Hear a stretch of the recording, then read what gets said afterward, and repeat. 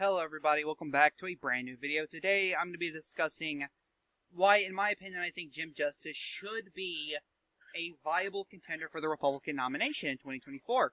Currently, West Virginia is the #1 state when it comes to vaccine rollouts. It had the lowest COVID-19 infections per capita, all under the Justice administration. Jim Justice has done wonderful things, and West Virginia was the first state to do a vaccination lottery, one of the first state, and then other states started doing it, and then Joe Biden did it, if I'm not mistaken. So, what you other states are doing, Jim Justice did it first, and West Virginia was the last state to get any sort of COVID-19 infection.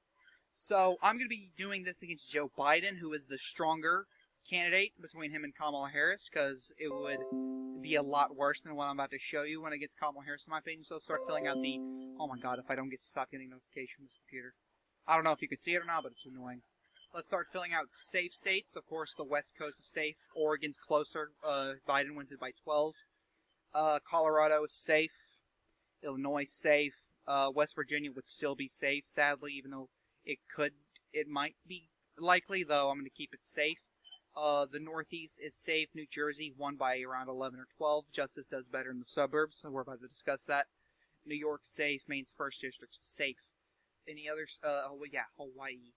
Other states, in this scenario, I think Jim Justice does better in the Alaska suburbs and with libertarian voters. In the state of Alaska, Justice very libertarian on a lot of issues, like the economy and the minimum wage, if I'm not mistaken. So I think he'd win Alaska by around 13 or 14. Utah, all these states, the Bible Belt, or the Mormon Belt, my bad. He wins Kansas safe, Oklahoma. And in my personal opinion, I think he would improve on Trump's numbers in the Rio Grande Valley. Or in the Rio Grande Valley, which is right around here, if I'm not mistaken. Especially with this current border crisis, Jim Justice is a strong candidate he's a good example of someone who's going to beat that message into people's heads. And I think the Rio Grande Valley will actually move even further to the right, not left, because of the border crisis. And Jim Justice, with Dan Crenshaw on the ballot, it's only going to help influence more suburban Texas voters, as well as, I think, Latino voters, because Dan Crenshaw, in my opinion, is great with Latino voters. So I think Texas would be safe. Louisiana, Arkansas, the Deep South, South Carolina would be safe, though. Justice probably wins it by 11 or 10. He actually outperformed Donald Trump in the state of West Virginia by raw votes and percentage-wise, so he'd win So you might as well see a epic landslide. He probably wins it by 40 to 45, if not 50. Maybe 50's pushing it, but, Indiana's safe, Missouri's safe. Hot take, I think Iowa and Ohio would be safe. Again, libertarian voters in the state of Iowa, he'd be able to push it. I think a lot of suburban voters retracted their support of Donald Trump from 2016 to 2020 is because of his rhetoric. His rhetoric was not very moderate, unlike his policy. His policies were very moderate. Most people don't want to admit that, but it is. Jim Justice would actually have a moderate rhetoric, which he would be able to appeal to these voters while keeping the Trump-esque policies, which are, again, moderate. So he'd be able to keep those voters and pull in more voters. And I think you might see some Biden Justice voters, especially, your Trump Biden Justice voters, those guys, and they would probably swing the state into safe status. You might see Ohio being won by 10 points and Iowa won by 11 or 12. Maine's 2nd District is also safe. Again, we might see 2016 margins. Justice wins it by 10 or 11. I think he would have good enough Northeast support with Trump voters and suburban support in order to win in the state of Maine 2nd. Now, this all goes off. These are your safe states. Full stop. Now, I'm hoping this isn't the case. I'm hoping it's not, but I feel like COVID-19's still going to be here by 2024. And if it is, Joe Biden is going to be not a popular guy, in my opinion. I don't know how the media is going to swing it. I don't know how the Democrats are going to swing it. I don't think media is the right word. I think it's more of a Democrat thing, and they'll go onto the media and swing it that way. I saw a tweet earlier about how Joe Biden has Bill Clinton-esque economic growth, and I replied, what economic growth? Because he has a higher unemployment than Barack Obama, which Obama was like 8 to 12%. I'm thinking 8%. That's my gut saying, which is saying something. And my AP Civics teacher, who's got like a master's or a doctorate in economics, he says that our economy. He told me this economy is so fragile, and he wonders if Joe Biden could handle it, like without fracturing this economy. The Commerce Secretary, Gina Raimondo, I wish her the best of luck when it comes to handling, like, managing the economy, because that's what the Commerce Department does. I wish her the best of luck, because of our economy, we're going into depression days. We are. And that is not a good thing. And I'm getting these notifications again. It's not. And I'm going off to assume that COVID-19 is still around, though it's a minor issue. COVID-19 is still around. Hardly anyone's wearing masks. If you see someone wearing a mask, it's probably in the urban area. And it'll be a minor issue. But then Biden's got to deal with the border crisis if it's not fixed. He's got to deal with the inflation crisis if it's not fixed. He's got to deal with the high unemployment crisis if it's not fixed. He's got to deal with a shitty economy if it's not fixed. Anything can happen in 3 years. So, and Justice, he will be the one to hit Biden hard because the West Virginia economy's amazing. West Virginians have jobs. There is little inflation in West Virginia as far as I know. If there is, it's due to the federal government and them passing out stimulus checks like candy. And then West Virginia has no border. Well, to another country, that is. So let's... Jesus Christ. And so let's go on to likely Republican... Hold on.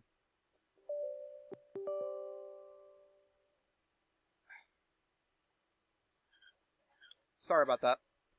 I don't know what you guys saw, but, you know. So, let's start on with likely Democrat states. New Mexico, probably likely. Closer to Lane. I think Biden wins it by 6 or 7. Jim Justice could probably hit him really hard on the border issue, but I don't think it'll be enough to, you know, make the state any closer than that.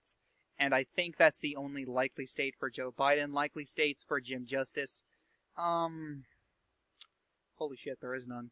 There is no likely states for Republicans. Going on to lean Democrat states, Minnesota would go lean in this scenario. I think turnout might be lower in Minnesota than it was in 2020. Turnout's probably going to be lower on a lot of sides. Though you might see Republicans have a bit higher turnout because Trump voters, if Donald Trump is actively campaigning for Jim Justice, which you know he's going to, and Jim Justice can appeal to these Trump voters like that, he's pretty much Donald Trump 2.0, like Ron DeSantis, but Jim Justice has a more moderate etiquette, or rhetoric, which is what Donald Trump needed in order to win this election.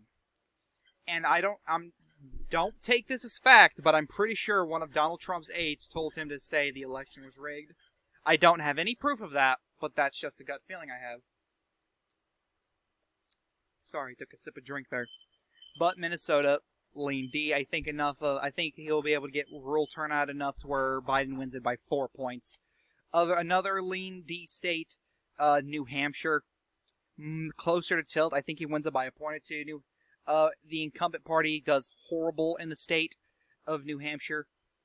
As the incumbent party, I don't want to say that in Florida, but they do terribly there. But I don't think it'll be enough for Jim Justice to win the state.